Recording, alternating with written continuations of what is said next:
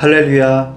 오늘도 주님의 크고 놀라우신 은혜와 평강이 여러분에게 함께 하시기를 간절히 축복합니다. 3월 31일 월요일, 오늘 우리에게 주시는 하나님의 말씀은 요한복음 7장 1절로 9절입니다. 그 뒤에 예수께서는 갈릴리를 두루 다니셨다. 유대 사람들이 자기를 죽이려고 하였으므로 유대 지방에는 돌아다니기를 원하지 않으셨다.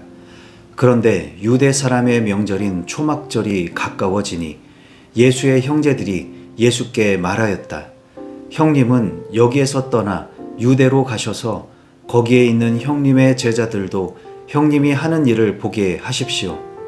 알려지기를 바라면서 숨어서 일하는 사람은 없습니다. 형님이 이런 일을 하는 바에는 자기를 세상에 드러내십시오. 예수의 형제들까지도 예수를 믿지 않았기 때문이다. 예수께서 그들에게 말씀하셨다. 내 때는 아직 오지 않았다. 그러나 너희의 때는 언제나 마련되어 있다. 세상이 너희를 미워할 수 없다. 그러나 세상은 나를 미워한다. 그것은 내가 세상을 보고서 그 하는 일들이 악하다고 증언하기 때문이다. 너희는 명절을 지키러 올라가거라. 나는 아직 내 때가 차지 않았으므로 이번 명절에는 올라가지 않겠다. 이렇게 그들에게 말씀하시고 예수께서는 갈릴리에 그냥 머물러 계셨다. 아멘.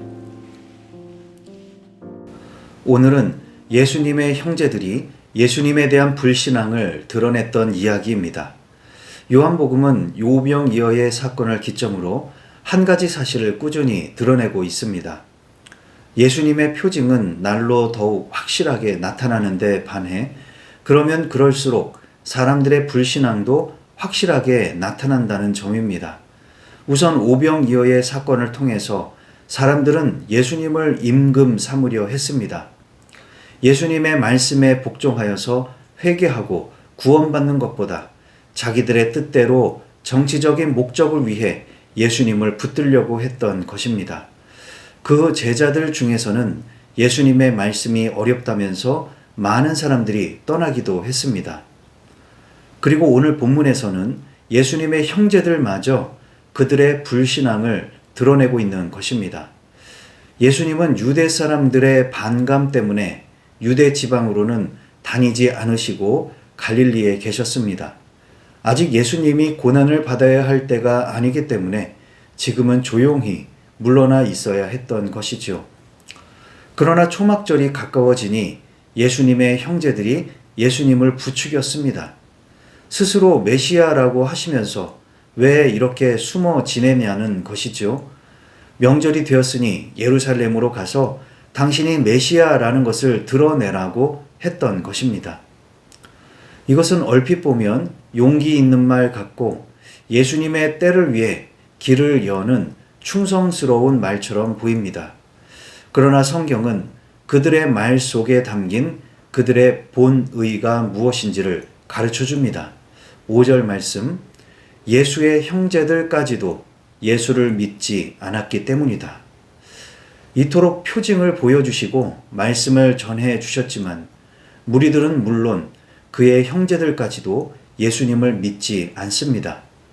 형제들에게 이해받기는커녕 오히려 믿지 않고 조롱하기만 하는 것에 예수님은 얼마나 낙심이 되셨을까요? 그런 생각이 듭니다. 이처럼 가장 가까운 사람들에게 상처를 받는 일이 우리에게도 종종 일어납니다. 그렇지만 예수님은 그런 것에 휘둘리지 않으시고 자기의 때, 자기의 사명을 분명히 밝히십니다. 내 때가 아직 이르지 않았다. 예수님이 빛으로 오셔서 세상의 악한 것을 비추시고 악한 것을 드러내셨습니다. 그래서 악한 세상은 예수님을 미워합니다. 그러나 이제 곧 때가 이르면 예수님은 고난의 길로 기꺼이 걸어가실 것입니다.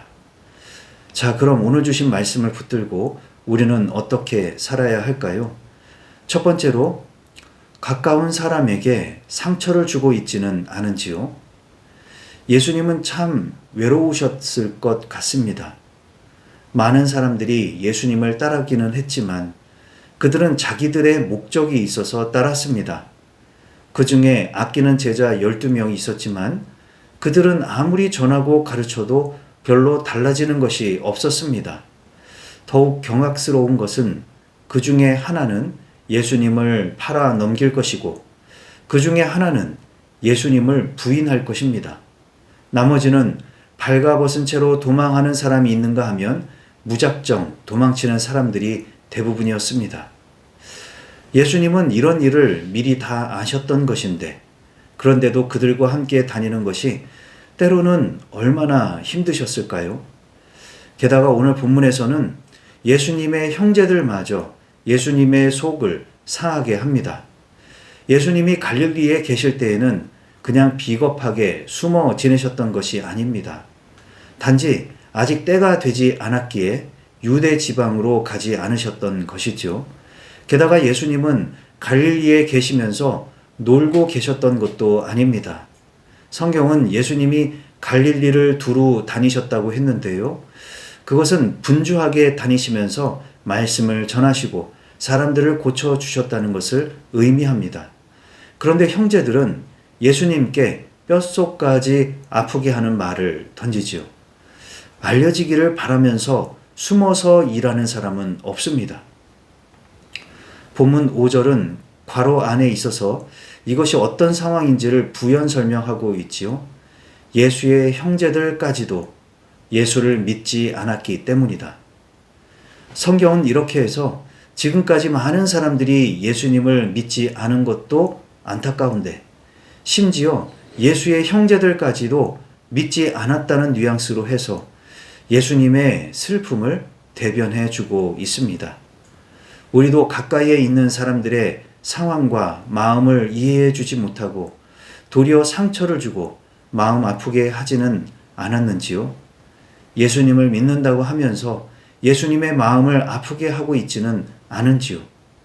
가까운 사람들의 마음을 위로하고 격려해 주고 도울 일이 무엇인지 온정을 보여주시기를 바랍니다. 두 번째로 예와 아니오를 분명하게 밝히고 있습니까?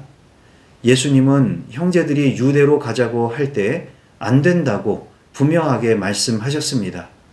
본문 6절에서는 예수님이 그렇게 말씀하신 이유를 아직 예수님의 때가 이르지 않았기 때문이라고 했습니다. 성경이 말하는 때란 예수님이 유대 지방에 가서 고난을 받으셔야 하는 때입니다. 예수님은 그 때가 언제 이어야 하는지를 알고 계셨고 지금은 머물러야 하는 때인지 앞으로 전진해야 하는 때인지 뒤로 더 물러나 있어야 하는 때인지를 정확하게 아셨습니다.